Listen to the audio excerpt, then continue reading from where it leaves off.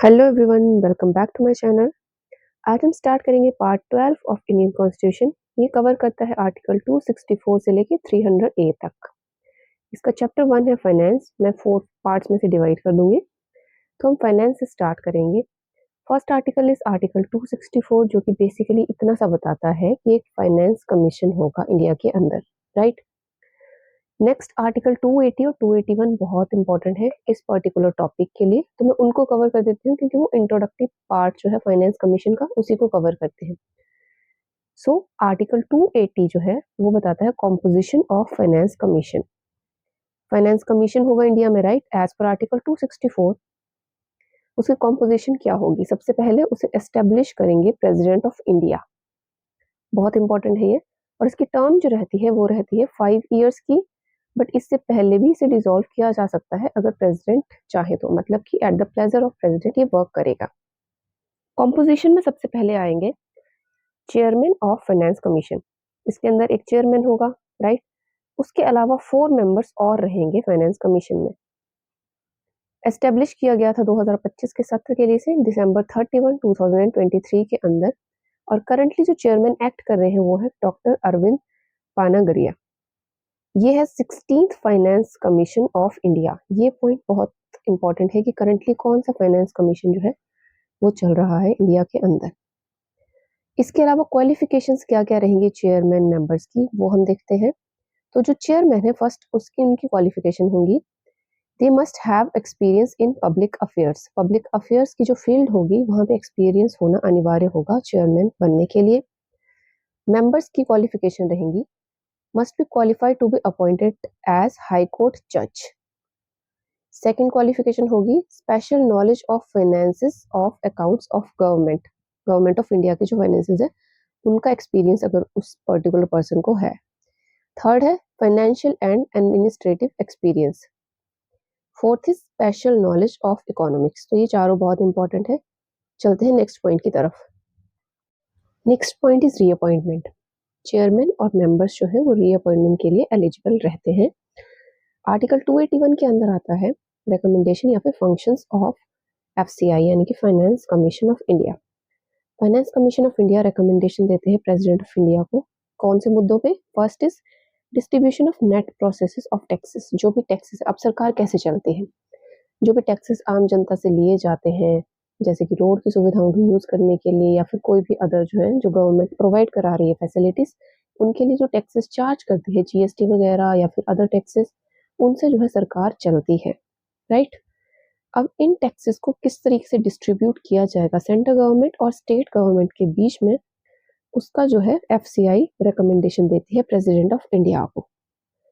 Next is principle to govern grant in aids to state. कुछ एक states ऐसी भी हैं जिनको स्पेशल ग्रांट्स दी जाते हैं, जैसे कि नॉर्थ ईस्ट की स्टेट्स हैं, राइट। उनमें ट्राइबल एरियाज हैं, ट्राइबल एससी एसटी वगैरह बहुत ज़्यादा है, तो उन पर्टिकुलर ट्राइब्स को अच्छी तरीके की फैसिलिटीज प्रोवाइड करने के लिए स्पेशल ग्रांट्स दिए जाते हैं। ये भी इसके अंदर आता है। उसके लिए कौन से प्रिंसिपल सेट होंगे वो एफसीआई जो है रेकमेंड करेगी। Third is distribution of funds to panchayat and municipalities from consolidated fund of India. अब जो पंचायत और म्यूनिसिपैलिटीज है, राइट, पंचायत गवर्नमेंट ग्रामीण एरिया के अंदर और म्यूनिसिपैलिटीज होती हैं शहरी क्षेत्रों के अंदर, उनके अंदर फंड्स जो है उन्हें किस तरीके से डिस्ट्रीब्यूट किया जाएगा, और ये फंड्स कहाँ से आते हैं? From consolidated fund of India. तो इसका ख्याल भी, इसका कार्यभार भी फाइनेंस कमीशन ही उठाता है।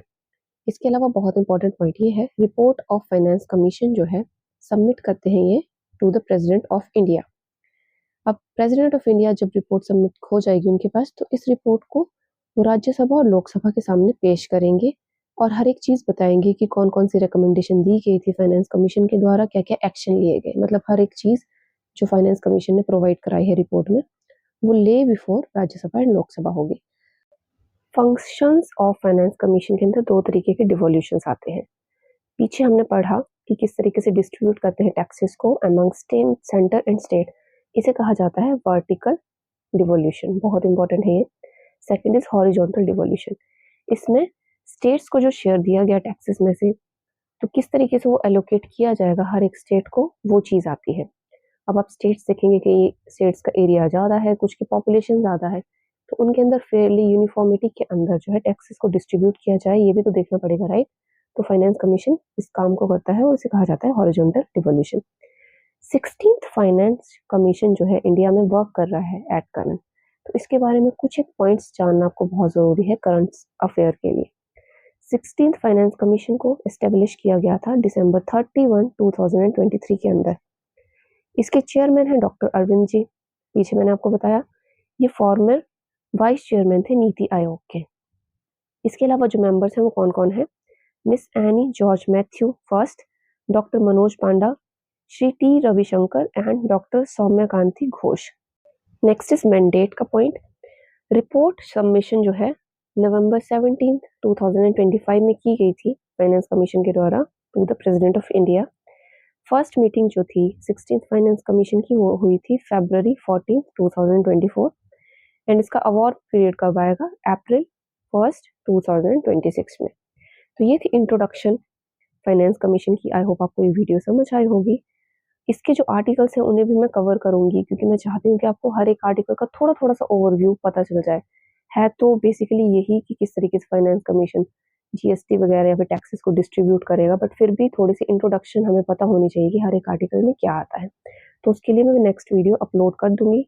फिलहाल इंट्रोडक्शन को आप पढ़िए, इसमें अगर आपको कोई इश्यू हो तो ज़रूर से मुझे बताइए, कोई अपडेशन करनी हो इसके अंदर तो वो भी सजेस्ट कीजिए। Thank you for watching. Channel को सब्सक्राइब करें और औरों से भी सब्सक्राइब करें if you like the content. Thank you for staying on the channel. जय हिंद।